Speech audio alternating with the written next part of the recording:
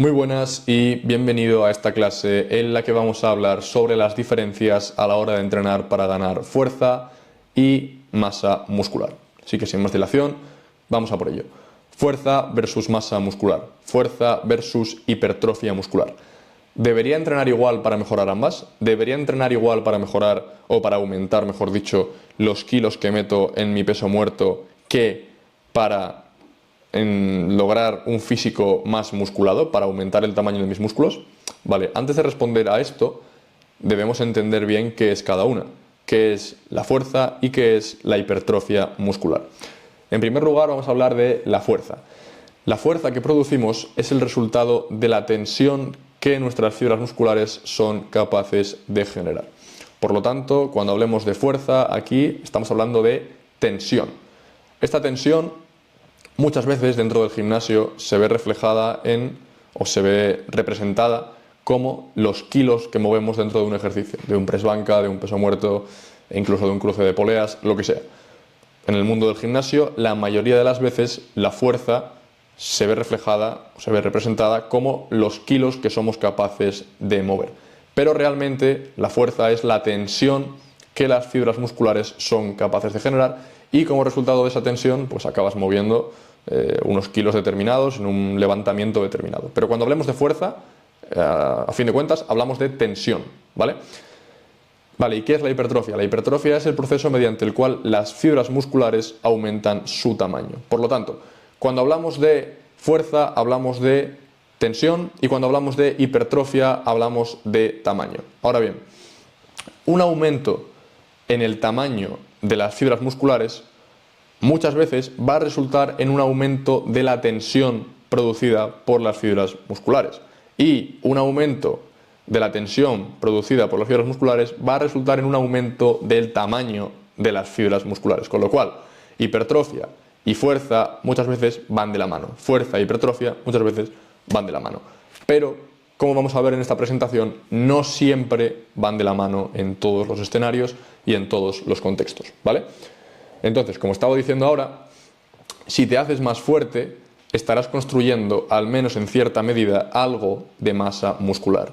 Y si aumentas tu masa muscular, estarás aumentando tu potencial para aplicar fuerza, por esto que hemos comentado ahora.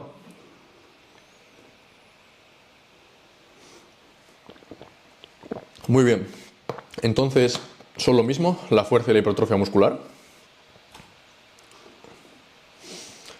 Bien, pues como vamos a ver, no son lo mismo. Están estrechamente relacionadas, pero en según qué contextos no necesariamente van de la mano.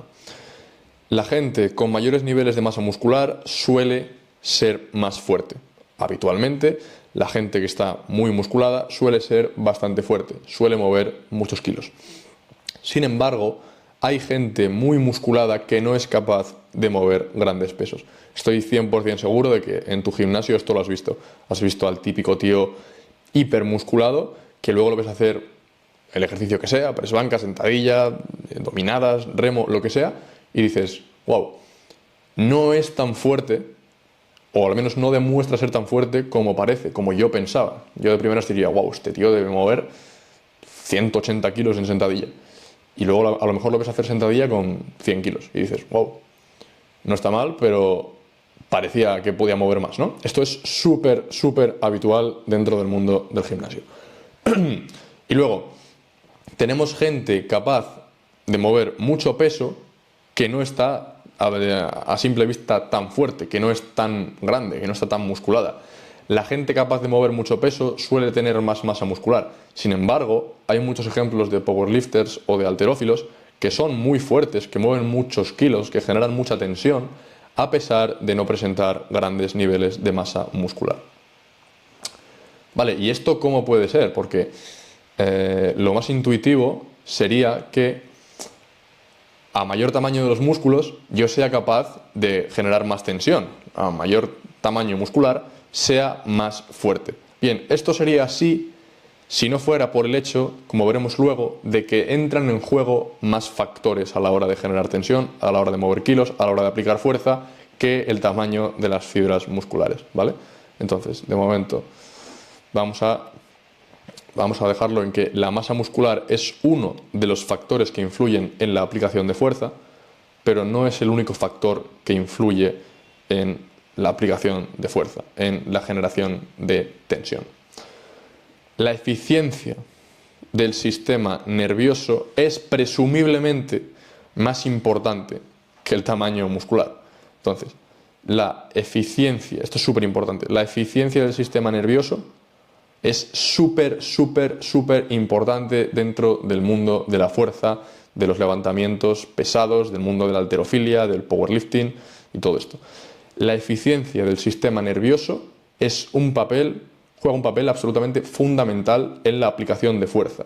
Por eso, muchas veces gente que tiene unos físicos súper musculados no mueve muchos kilos, porque tiene una parte contribuyente para aplicar mucha fuerza, pero a lo mejor no tiene esa eficiencia neuromuscular en determinados ejercicios, en determinados contextos, que le permite aplicar o mover muchos kilos, ¿vale? No te preocupes con esto de la eficiencia neuromuscular, la eficiencia del sistema nervioso, porque a lo mejor te suena a chino. Voy a intentar resumirlo mucho. Básicamente es cómo de eficiente es tu sistema nervioso en el reclutamiento de fibras musculares, en el reclutamiento de unidades motoras, que en definitiva es lo que hace que las fibras musculares se contraigan, en la tasa de disparo de impulsos nerviosos, en la coordinación intra e intermuscular. Intramuscular quiere decir la coordinación de las fibras musculares dentro de un mismo músculo, e intermuscular la coordinación de diferentes músculos para trabajar de forma conjunta y poder aplicar fuerza de forma eficiente. Además, disminuir o reducir la intervención de algunos mecanismos protectores del sistema nervioso, como por ejemplo los órganos tendinosos de Golgi, también juega un papel importante. Entonces, el sistema nervioso es algo bastante complejo y que el sistema nervioso sea capaz de funcionar de forma eficiente y eficaz es súper clave para producir fuerza. Por lo tanto, no todo depende de lo grandes que sean tus músculos para producir fuerza. No todo depende de lo grandes que sean tus glúteos para aplicar fuerza en una sentadilla. Eso va a ayudar porque, como hemos visto, una mayor hipertrofia muscular va a conducir a un mayor potencial de aplicación de fuerza, pero necesitamos que el sistema nervioso también sea eficiente aplicando fuerza en ese patrón de movimiento, en ese ejercicio concreto, para poder sacarle todo el partido.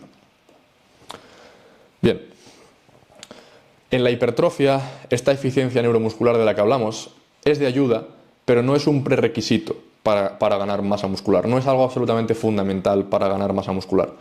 Al igual que pasa con la fuerza, mucha gente mazada, con mazada quiero decir musculada, al menos en Asturias se dice, no sé si en el resto de España o fuera de España se dirá tanto, al igual que mucha gente muy musculada parece que puede mover muchos kilos en el mundo de la fuerza, aquí no es tan habitual. Al igual que pasa con la fuerza, mucha gente musculada no es en realidad todo lo fuerte que parece, precisamente por eso, porque entran en juego muchos otros factores en el mundo de la fuerza. Vale, y entonces, ¿cómo se gana masa muscular? Vale. Levantar cargas pesadas no es necesariamente obligatorio para construir músculo. Lo dejo ahí, pego un trago y...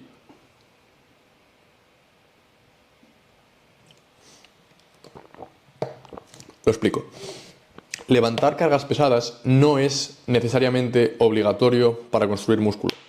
Mover más kilos no es estrictamente necesario para ponerte más fuerte. Es algo que en muchos casos va a ayudar, es un estímulo que puede generar hipertrofia, pero no es el único camino para crear masa muscular. Trabajos ligeros, trabajos con menos kilos, ejercicios en los que movemos menos kilos, cerca del fallo muscular, que esto es clave para la hipertrofia muscular, el movernos cerca del fallo, el movernos cerca del límite que nuestro músculo tiene para seguir desarrollando esa tarea, para seguir haciendo ese ejercicio con esa carga determinada, es clave para desarrollar masa muscular.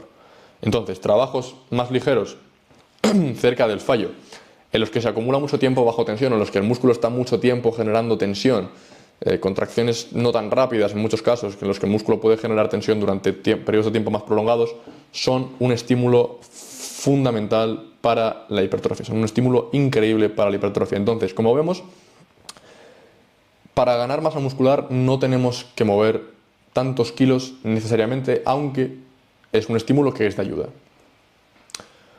Por ejemplo, en este estudio no se observaron diferencias entre los grupos que trabajaba con el 30 versus el 80% de su repetición máxima, del peso máximo que podían mover en un ejercicio. Esto es increíble porque es una diferencia muy grande del 30 al 80, ¿vale? Piensa que, por ejemplo, en sentadilla el 30%, si tu RM, si tu peso máximo que puedes mover en sentadilla son 100 kilos, el 30% serían 30 kilos y el 80% serían 80 kilos. Entonces, por ejemplo, seguramente no es este ejercicio que se utilizó en este estudio, ahora mismo no lo recuerdo, pero de mover 30 kilos a mover 80, la diferencia es abismal. Y en este estudio se observó que a la hora de ganar masa muscular no había diferencias usando 30 kilos que usando 80, por decir algo, usando el 30% que usando el 80%. Por lo que decimos, porque para la hipertrofia juega un papel mucho más importante el hecho de moverse cerca del fallo muscular, el hecho de acumular tensión mecánica durante mucho tiempo que el hecho de mover muchos kilos per se.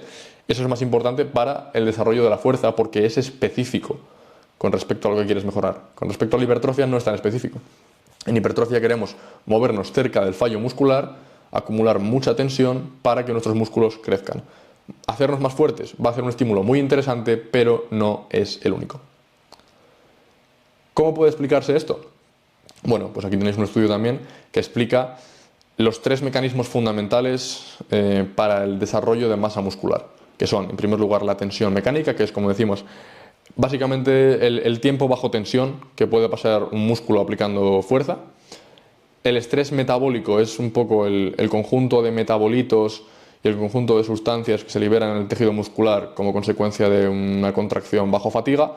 Y el daño muscular, que sería un poco el producto de estos dos. El más importante, sin duda, en la literatura viene siendo la tensión mecánica. El hecho de que el músculo pase tiempo durante una serie bajo tensión, pase mucho tiempo bajo tensión. Que un músculo pase mucho tiempo bajo tensión durante una serie, tanto en la fase concéntrica como en la fase excéntrica, incluso en la isométrica, es muy importante junto con estar cerca del fallo para ganar masa muscular. Entonces, principales diferencias. Venga, en la fuerza, la masa muscular es un factor determinante, el tamaño muscular es un factor determinante, pero no es el único. La eficiencia neuromuscular es, presumiblemente, lo más importante para ganar fuerza. Lo eficiente que seas, que sea tu sistema nervioso en esa tarea, como hemos dicho, en el reclutamiento de unidades motoras, en el ratio de disparo de impulsos nerviosos, en coordinación intra e intermuscular, en inhibir ciertos mecanismos de protección del sistema nervioso que pueden limitar la tensión que pueden generar tus fibras musculares, los kilos que puedes mover. Entonces eso es fundamental para mejorar la fuerza por encima de la masa muscular. En la hipertrofia, la eficiencia neuromuscular es de ayuda, pero no es algo tan esencial como en el mundo de la fuerza. No es un prerequisito. Lo mismo ocurre con la fuerza. Mucha gente muy musculada no es todo lo fuerte que parece. Trabajos muy pesados no son necesariamente imprescindibles para construir masa muscular. Las cargas pesadas son un estímulo más, pero cargas más ligeras llevadas al fallo durante mayor tiempo bajo tensión son capaces de inducir mucha hipertrofia. Vale, vamos a pasar a hablar, por tanto, de aplicaciones generales respecto a uno y a otro tipo de entrenamiento. Esto os va a molar porque ya son aplicaciones prácticas y me dejo de dar la chapa. En cuanto a la fuerza, vamos a movernos casi siempre para mejorar nuestra capacidad de aplicar fuerza en rangos de repeticiones bajos, entre 1 y 5, entre 1 y 5 repeticiones. Esto quiero dejar claro que son aplicaciones generales, como bien pone ahí. Esto no quiere decir que siempre tenga que seguirse esto. Son aplicaciones generales, para que tengáis algo práctico que poder llevaros al entrenamiento, ¿vale? En el entrenamiento de fuerza vamos a trabajar con repeticiones bajas, de entre 1 y 5 repeticiones. Generalmente vamos a utilizar ejercicios multiarticulares, en los que participen varios complejos articulares al mismo tiempo. Aquí tenemos el ejemplo de un peso muerto, podría ser una sentadilla, podría ser un press banca, podría ser unas dominadas, podría ser un remo, unas zancadas, lo que queráis. ¿Quiere decir esto que solo puedo mejorar mi fuerza con ejercicios multiarticulares? No. pero principalmente vamos a utilizar ejercicios multiarticulares, ejercicios compuestos para mejorar nuestra fuerza.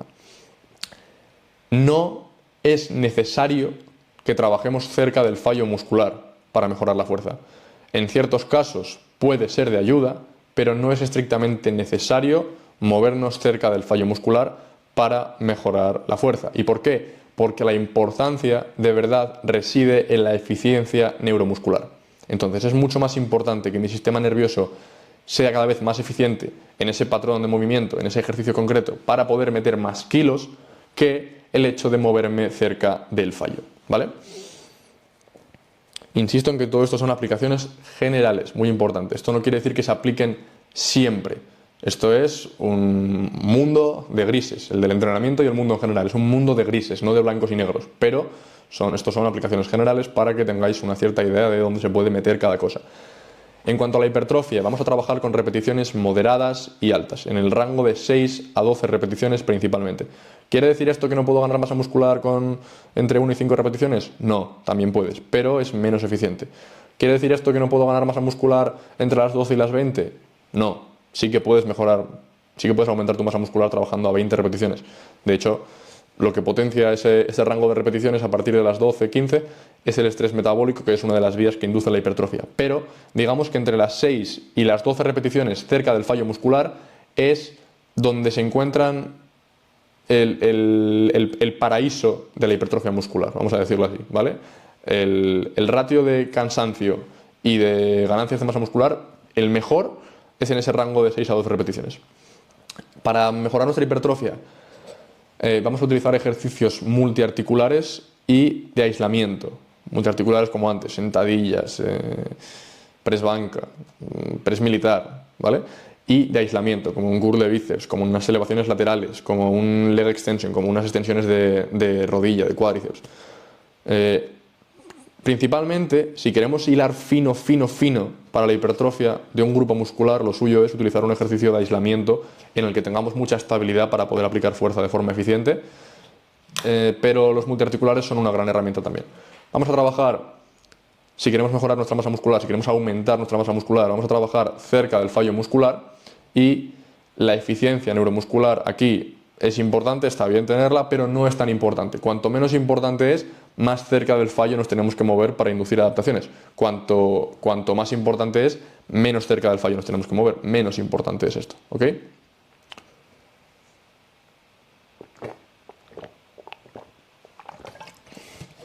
Vale. Para programar el trabajo de fuerza, para programar el entrenamiento de fuerza, generalmente vamos a utilizar, y repito y vuelvo a incidir en esto, estos son aplicaciones generales.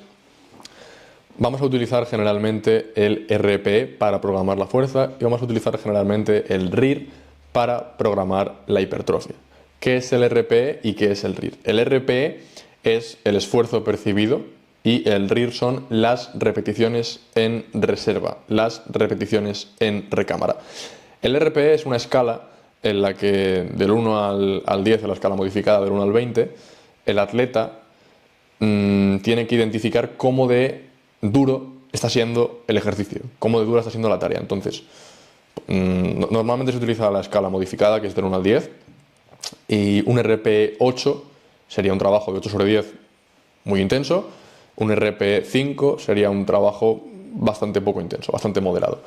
Y en la hipertrofia, el RIR hace referencia a las repeticiones que tenemos en reserva antes del fallo muscular, a cómo de cerca estamos del fallo muscular. Entonces esto, como hemos visto, para la hipertrofia es muy interesante porque nos permite conocer si realmente estamos cerca de esa zona para estimular la ganancia de masa muscular. Aquí tenemos una tabla que compara el RPE y el RIR.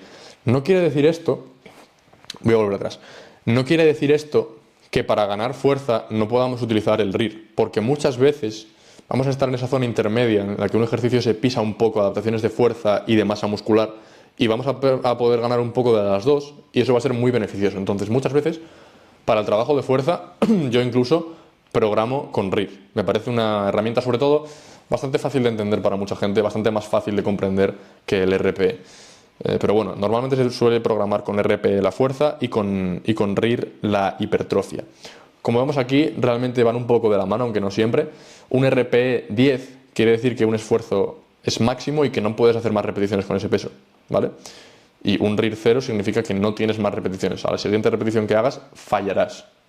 Llegarás al fallo muscular. Entonces, como veis aquí van un poco de la mano. Un RIR 1 es que podrías hacer una repetición más con ese peso y básicamente vendría a ser un RPE 9. Un RIR 2 significa que en ese ejercicio podrías haber hecho 2 repeticiones más antes de fallar. Y eso se correspondería con un RPE 8.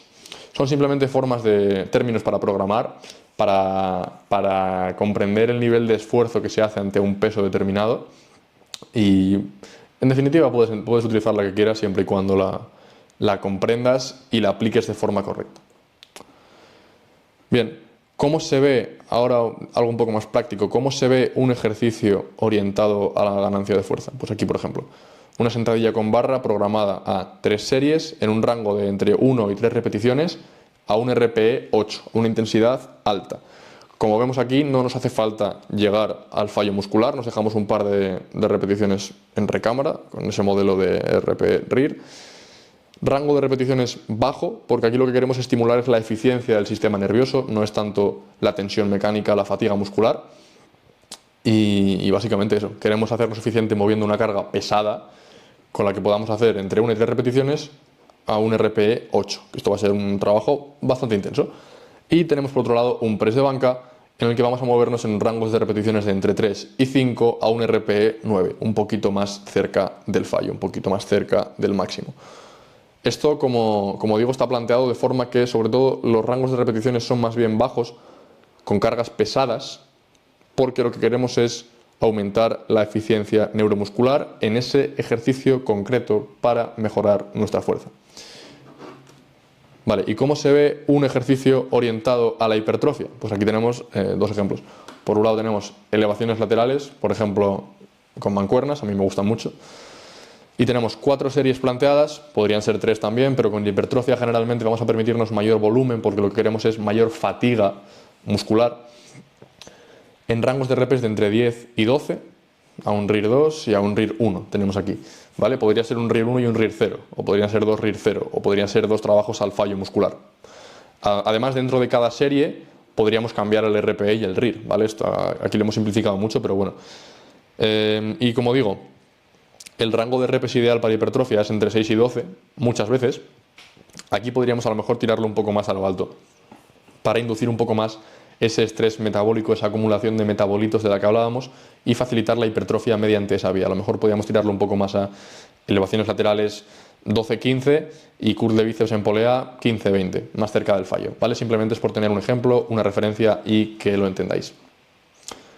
Vale, para deportistas, que será una gran parte de la gente que estéis aquí, ¿cuándo? No, si me hago grande la lío. Para deportistas, ¿cuándo debería enfatizar cada tipo de adaptación? ¿Cuándo debería darle caña al entrenamiento de fuerza? ¿Y cuándo debería estar enfatizando el entrenamiento de hipertrofia?